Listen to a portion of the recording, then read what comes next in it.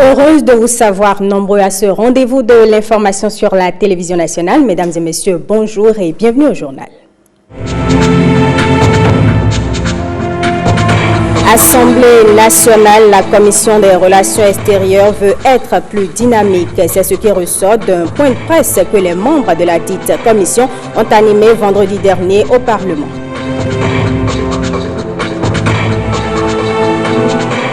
La commission opérationnelle chargée du contrôle des structures de prestation des soins médicaux fait le bilan de ses activités. Vous écouterez le coordonnateur de la commission dans cette édition.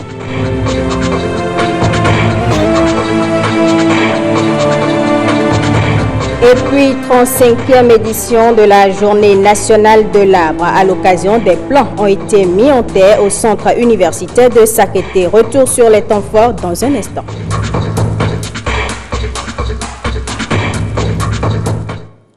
À l'Assemblée nationale, la Commission des relations extérieures, de la coopération, du développement, de la défense et de la sécurité s'engage à rompre avec le passé silencieux qu'on lui connaît. Les nouveaux membres de la dite commission ont animé vendredi dernier un point de presse au Parlement. Guillaume Avienou. En marge de la présentation à l'hémicycle ce vendredi, des nouveaux députés Norbert Aïvor-Khouzi, le suppléant de Georges Bada, et Sani Maman, le suppléant de Luc Atropo, les deux titulaires ayant préféré leur titre de maire respectivement des communes d'Abomey-Calavi et de Boycon à celui de député. Les membres de la Commission des relations extérieures, de la coopération, du développement, de la défense et de la sécurité, plus connue sous le nom de la Commission 5, ont rencontré la presse. Un seul point inscrit au menu des échanges, l'engagement de cette commission à faire montre de dynamisme. Par le passé, la commission 5 est considérée comme une commission inactive où certains collègues viennent juste se reposer. Alors, sous notre direction, nous avons pris l'engagement de rendre efficace, plus visible les travaux de notre commission en matière de la sécurité, de la défense, de la coopération, des relations extérieures. Et au cours de cette réunion, nous avons voulu rendre public notre programme. Un chronogramme bien achalandé qui va être composé de visites à la Commission nationale de lutte contre la prolifération des armes légères et de petit calibre en République du Bénin, de séminaires pour la formation des membres de la Commission en charge des relations extérieures et de la défense. Nous avons plusieurs séminaires à faire. Séminaire sur la diplomatie gouvernementale et la diplomatie non gouvernementale. Nous avons aussi des séminaires à faire sur la défense et la sécurité. Nous avons des visites à faire. Ces visites seront effectuées au niveau des structures de défense et de sécurité à travers tout le pays, en rapport avec l'insécurité, bien sûr, et la défense de l'intégrité nationale. Tout ça, c'est des trucs que nous devons proposer au président de l'Assemblée nationale. Nous avons des contacts à prendre avec les ambassades. En clair, les nouveaux membres de la Commission des relations extérieures, de la coopération, du développement, de la défense et de la sécurité s'engagent à renvoyer dans l'opinion l'image d'une instance du Parlement résolue à rompre avec le passé de commission passive qu'on lui connaît depuis des années. Ouverture à Cotonou jeudi dernier de la 36e session du Conseil des ministres du CAMES. Les ministres en charge de l'enseignement supérieur des pays membres du CAMES vont à l'occasion dresser le bilan de leurs activités et envisager des perspectives. Lénaï Agbazao, Monique Torrent. Le Bénin accueille la 36e session du Conseil des ministres du CAMES. Venus des différents pays membres du Conseil africain et malgache pour l'enseignement supérieur, les autorités ministérielles et leurs délégations sont appelées à faire le point des activités menées entre deux sessions et à envisager l'avenir de l'institution. Comme en avril 2013, le Bénin, 6 ans après, accueille le Conseil des ministres pour évaluer le plan stratégique de développement du CAMES PSDC 2015-2019 et porter dans les fonds baptismaux un autre à caractère triennal 2020-2022. Ainsi, le Bénin pourra-t-il se distinguer dans son histoire d'avoir servi de berceau de naissance de 2 pratiques managériales recommandées, l'élaboration d'un plan et son évaluation. Il convient de rendre un hommage mérité et appuyé au président de la République du Bénin, qui d'ailleurs avait témoigné une très haute attention à notre institution panafricaine de référence en recevant le secrétaire général en prélude à la tenue de cette session. Ces assises sont rehaussées par la présence du ministre d'État camerounais chargé de l'enseignement supérieur, président en exercice du Conseil des ministres du CAMES. Le CAMES a réalisé des actes salutaires et historiques qui forcent l'admiration de tous dans la prise en main du destin scientifique de nos États membres. Nos responsabilités individuelles et collectives consistent à ce stade de la croissance de notre institution commune à l'accompagner avec efficience pour en faire davantage un vrai leader en matière de promotion de l'économie du savoir. C'est un honneur et une fierté pour le Bénin d'abriter cette rencontre continentale que le gouvernement souhaite porteuse de réformes. Monsieur le secrétaire général, vous l'avez relevé tout à l'heure et indiqué qu'au cours de l'audience qu'il nous a accordée, dans le cadre des préparatifs de ces assises, le président de la République a appelé votre attention sur certaines réformes nécessaires au renforcement de la crédibilité de votre institution. Il est donc important qu'à l'occasion de la mise en œuvre du plan stratégique 2014-2019, que la présente session du Conseil des ministres du CAMES donne de nouvelles orientations pour l'amélioration de son mode de gouvernance afin d'aider notre institution à gagner en efficacité. Notre institution devrait pouvoir soutenir les réformes qui nous amènent progressivement aux normes d'application du système LMD, notamment celles qui favorisent la maîtrise du flux grandissant des apprenants de nos universités, celles qui visent la formation à la production de contenu numérique, celles qui permettront la connexion numérique des universités et de l'espace CAMES. J'espère que le vaste programme de notre rencontre nous permettra de sortir des problèmes de gestion au quotidien pour aborder les problèmes de fond.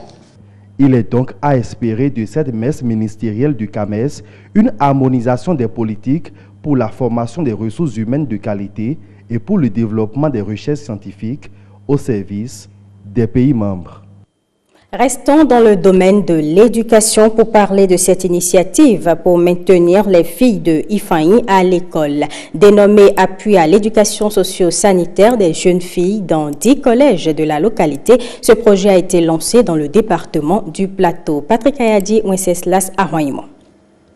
Rompre le silence coupable qui entoure la question de la sexualité en milieu scolaire. Fawe Bénin et son soutien financier Repassoc en font leur préoccupation. Les 2 partenaires lancent ici à Ifaï un projet salvateur, l'appui à l'éducation socio-sanitaire des jeunes filles dans 10 collèges de cette commune du département du Plateau. L'objectif de ce projet est d'améliorer d'ici 2 ans la qualité de la gestion de l'hygiène menstruelle chez les jeunes filles en milieu scolaire en leur apportant les informations et les matériels nécessaires pour faciliter la gestion de leur menstruation à l'école en vue de réduire sensiblement l'abandon des classes. La présente action va permettre de mettre à la disposition des filles des collèges cibles des toilettes spécifiques, genre et l'accès aux serviettes hygiéniques renouvelables pour la gestion efficace de leur hygiène menstruelle.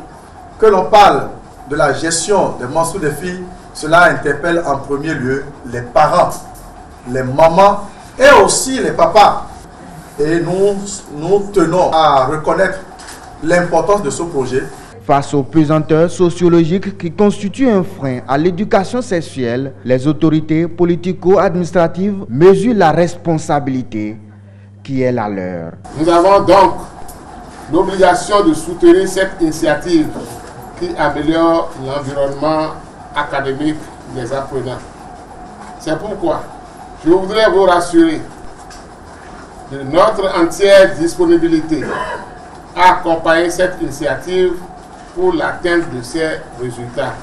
L'ONG est venue pour pouvoir aider nos filles, pour pouvoir nous aider pour que ces filles ne peuvent plus avoir les problèmes qu'elles avaient. Parce que dans l'ancien temps, le problème de l'hygiène se posait. Même les enseignants ne considéraient pas ces problèmes, alors que ça constituait des freins pour l'évolution des filles dans nos établissements. Les objectifs de ce projet, une fois atteints, vont surtout contenter la population, au grand bonheur des organisations FAWE Bénin et Repasoc. Intéressons-nous maintenant à la journée nationale de l'arbre. C'était hier, 1er juin, le Bénin, pour la 35e fois, a célébré l'événement à travers la mise en terre de plants. Cette année, c'est le centre universitaire de Sakété qui a abrité les manifestations. William Tchoki. 3 hectares dans l'enceinte du centre universitaire de Sakété pour recevoir plus de 3000 plants. La célébration officielle de la 35e édition de la journée de l'arbre après quartier ici. Un choix qui colle bien avec le thème arbre et éducation pour une économie verte durable. Les espèces autochtones jouent un rôle très important en matière d'écologie. C'est la première autorité de ce centre. Plus qu'un discours de bienvenue, c'était un cours d'écologie. Et en participant à la séquestration du carbone. Il est connu que les espèces autochtones prennent jusqu'à 10-12 ans avant de donner leurs premiers fruits. Nous avons des chercheurs dans cette université qui ont développé des techniques pour que, par exemple, la pomme sauvage, au bout de 2-3 ans, fructifie et que le baobab, au bout de 5-6 ans, commence à donner ses premiers fruits. Elle aura donné le ton à cette célébration, une restauration du couvert végétal qui met un accent particulier sur les espèces autochtones. Et pour bien conjuguer les exigences économiques, éducatives et environnementales, José Tonato s'est fait accompagner de 2 de ses collègues de l'enseignement, tous d'une même voix, celle du garant de notre cadre de vie. Ils invitent les populations à faire la part belle aux actions de reboisement. Vous voyez que nous ne sommes pas à Sakété par hasard. Le message de la directrice a été clair. J'ai été heureux d'entendre cet enseignement et je vais le porter. Je demande au directeur général des eaux et forêts et chasses, de s'en saisir pour que nous allions plus loin avec les centres de recherche en agriculture qui peuvent être la fondation et les bases de ce centre international que le chef de l'État a proposé à la communauté tout entière. Passé ce acte protocolaire, ils sont passés tous à l'action. Ils ont mis en terre des plants sur toute la surface. Même le président de l'Assemblée nationale, venu par surprise, a sacrifié aussi à la tradition. Il a mis en terre ce plant de cocotier.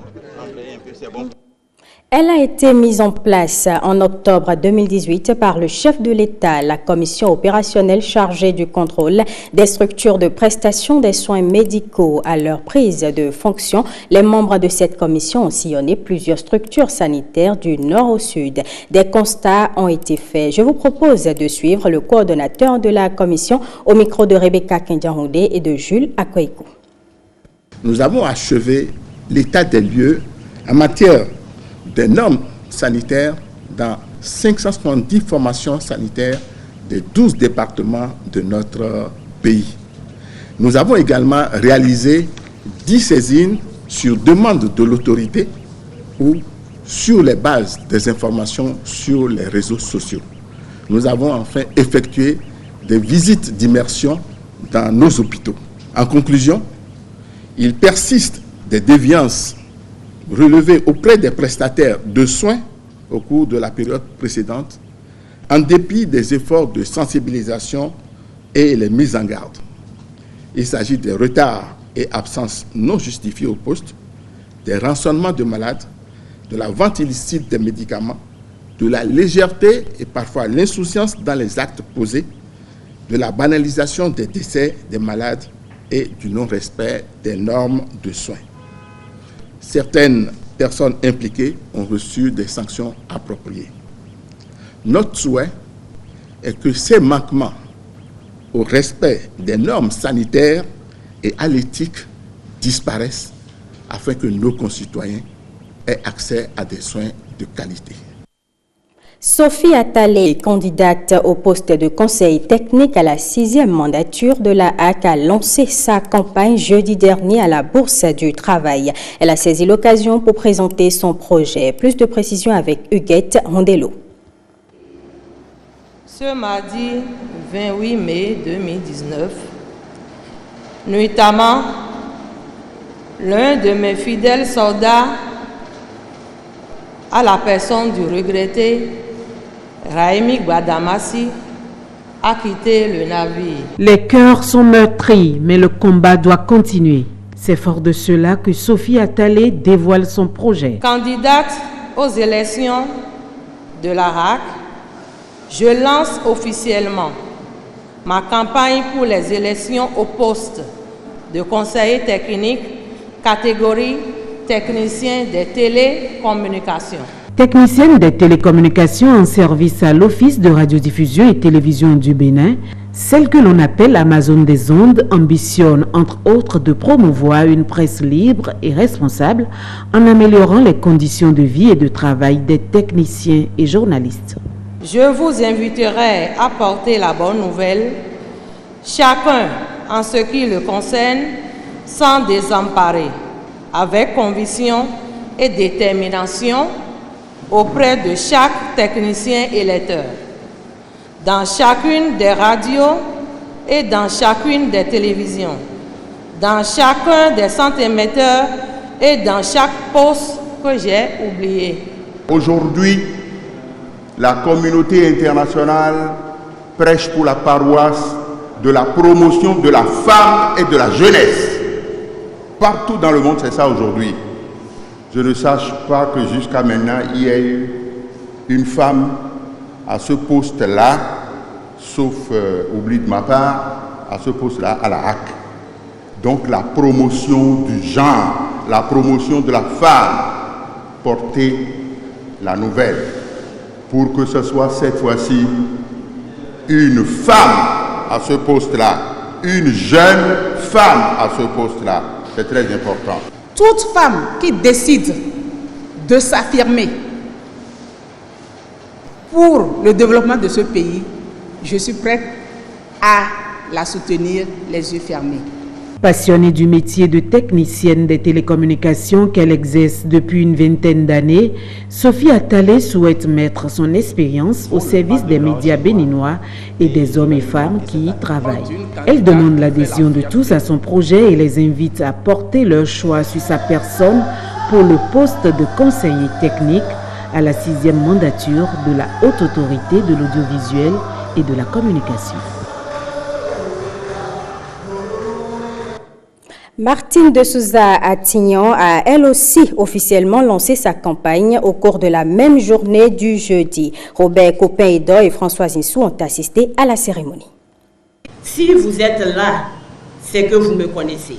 Ancienne vice-présidente de l'Observatoire de la déontologie et de l'éthique dans les médias ODEM, Martine Françoise de Souza est la seule femme candidate de la catégorie audiovisuelle. Dans le souci de relever plusieurs défis au poste de conseiller de la HAC, la dame se focalise sur la régulation efficace au service d'une presse libre et épanouie.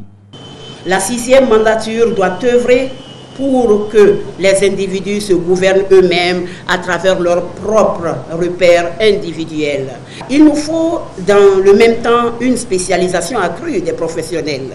Former les professionnels qui ont autre formation initiale ou non en journalisme. Faciliter la tâche à ceux qui ont une formation en journalisme pour la spécialisation. Promouvoir à la fois de la compétence professionnelle, formation diplômante et conversion des ressources humaines aux vertus du numérique, journaliste multimédia, journaliste reporter d'image. Ainsi, la professionnalisation, la qualité et la diversification des productions seront une réalité. La gente féminine pourrait bénéficier de son élection ainsi que le font remarquer les soutiens du candidat. Les femmes doivent travailler, surtout avec ce témoignage, une femme consciencieuse, 24 ans de service. Nous les femmes, nous travaillons, nous n'avons pas peur et nous défendons nos intérêts. Les hommes en savent beaucoup. Quand on veut prendre chez eux, ils savent comment on lutte. Donc nous sommes nées lutteuses et Martine de Souza Françoise, épouse Atillon, est déjà à la RAC pour défendre tout le monde. Mais n'oublie pas, nous les femmes, les sœurs, journalistes. Secrétaire de rédaction de la Radio Nationale, la candidate se lance un nouveau défi en s'engageant dans la course à la HAC. Dans le cadre de la désignation des représentants de la presse au sein de la HAC, donc, Basile Thibozo, candidat, a procédé au lancement de sa campagne électorale. C'était mercredi dernier à la Maison des médias. Compte rendu. Précédemment président du Conseil national du patronat de la presse et de l'audiovisuel CNPA, Basile Thibozo est l'un des 4 candidats dans la catégorie presse écrite, aspirant désormais au poste de conseiller à la HAC. L'homme se donne plusieurs défis, parmi lesquels la concrétisation du fonds d'appui au développement des médias et la valorisation de la carte de presse. La carte de presse, chers amis, connaîtra, par la grâce de Dieu, si je m'y vends, une mise en valeur sans précédent, de sorte que le professionnel des médias, qui ne la possède pas, verra lui échapper des avantages et des bénéfices inouïs. La carte de presse, qui est notre outil fondamental, doit avoir un nouveau visage, un nouvel avenir, une nouvelle donne. Nous devons nous battre pour que les premières attributions d'une carte de presse ne soient pas soumises à un chemin si lent. Nous devons tout faire pour installer au niveau de la HAC un répertoire systématique et dynamique pour que tous ceux qui viennent en renouvellement y soient de façon rapide et immédiate. Pour que tous ceux qui en demandent l'aient de façon systématique et évidente. Car sur mon parcours, j'ai pu constater que le déficit de carte de presse a fait que beaucoup de professionnels ont raté plein d'occasions, de voyages, de séminaires sous-régionaux, parce que cette carte n'existe pas. Déjà, sa coordination de campagne lance un appel à la mobilisation autour du candidat. Je voudrais passer sous silence la participation de Basile Thibozo aux nombreux séminaires et ateliers organisés dans le cadre du développement de la presse au Bénin. Tellement ils sont nombreux que je risque de vous ennuyer en voulant présenter le candidat sous cet angle. Au bénéfice et au surplus de tout ce qui vous a été dit, lorsqu'on a un tel parcours, il est tout à fait légitime d'ambitionner d'aller encore plus loin. C'est donc sur la base de ces considérations que je voudrais souligner ce parcours impressionnant fait par Basile, le meilleur des candidats de la presse pour la RAC 2019. Parce qu'avec lui, il n'y aura pas de discrimination. La femme a toujours sa place. Je voudrais que nous le soutenons en prière d'abord et que nous nous activons pour lui, pour qu'au soir de ce 15 juin, on puisse ensemble célébrer la victoire. Basile Thibozo est le directeur général du quotidien Le Challenge. Son challenge, devenir conseiller à la HAC, 6e mandature. Et pour finir, l'artiste, chanteur, compositeur Ricos Campos fête ses 20 ans de carrière. À l'occasion, une soirée de présentation de son 10e album a réuni au Bénin Marina Hotel des personnalités politiques et culturelles. Le point de cette soirée, c'est avec Patrick Tossou et Jules Akwaïko.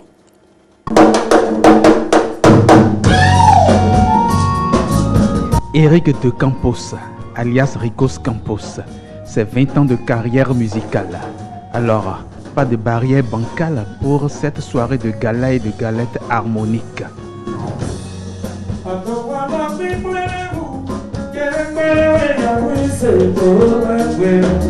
Hors du territoire national, Oswald Omeki, ministre de la Culture, a dépêché tout son cabinet sur les lieux pour honorer de son vivant Ricos, le boss du live, et pour découper et déguster le gâteau de circonstance. Joyeux anniversaire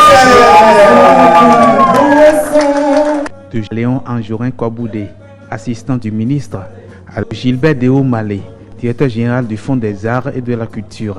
Les appréciations n'ont fait que mettre à la hausse Ricos avec ce spectacle VIP offert au TIP, très importante personnalité, comme départ d'une tournée où il offrira ses prestations en direct aux populations. Ricos Campos, c'est aussi 20 ans de studio, avec studieusement 10 albums au compteur. Voilà la révélation faite par Charles Andy Adjanoron à l'animation, Brice Brun à la direction artistique, Jaurès Zossou au management et Mike Sand au matos ce soir. Ricos, c'est encore 20 ans de scène qui ont asséné comme coup près de 100 titres composés et joués en live avec l'orchestre Aria Musica pour des décibels d'une musique si belle que rythme rituel et sonorité traditionnelle riment avec cadence moderne et danse contemporaine devant les chefs des couvents et Gungun Kuvito. Avec Ricos, on porte le toast des noces de porcelaine ou primo. L'on fait don à Don Metok d'une clé musicale hongan. Secondo, l'on loue à Kemi un gracieux quai mélodique en duo d'amour, Moignini. Tertio, l'on se saoule de feu Zoulé Sangaré en souvenir de duo mémorable.